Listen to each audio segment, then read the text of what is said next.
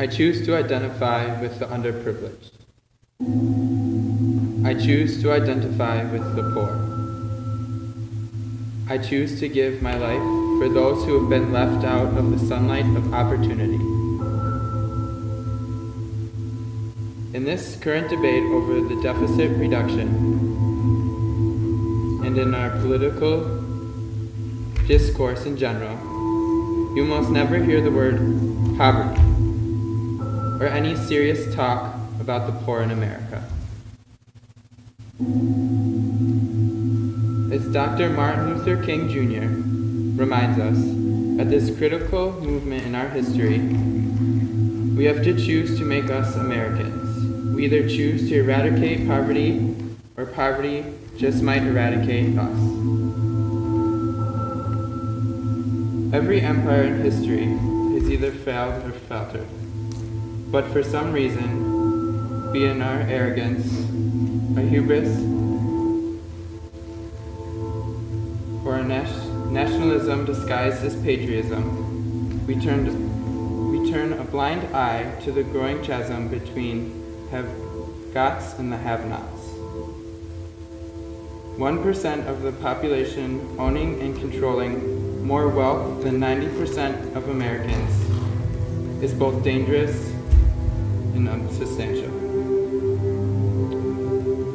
At the heart of the problem is the political cowardice.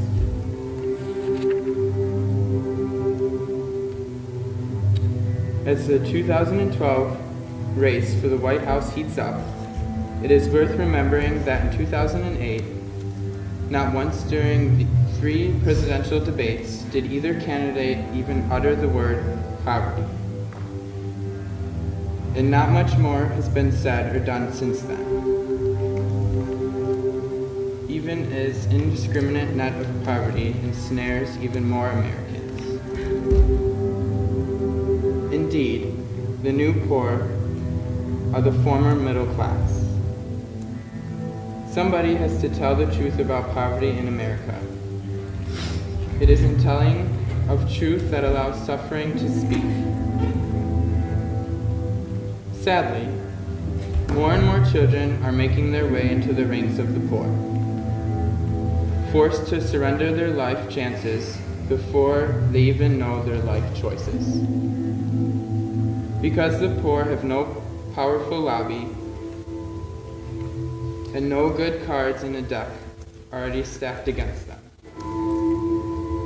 In America today, we don't just have a poverty of jobs. We have a poverty of opportunity, a poverty of autism, and a poverty of hope. In 1968, Robert Kennedy, then a candidate of president, embarked on a tour of some of the poorest and most forgotten places in America. The notion of the political figure, one so well-heeled and well-known, making a choice to reach out, at least among us, was inspired for millions. In this upcoming election circle, let's hope someone steps forward to speak on behalf of the most in need. They probably won't unless we demand that they do. I choose to identify with the underprivileged. I choose to identify with the poor.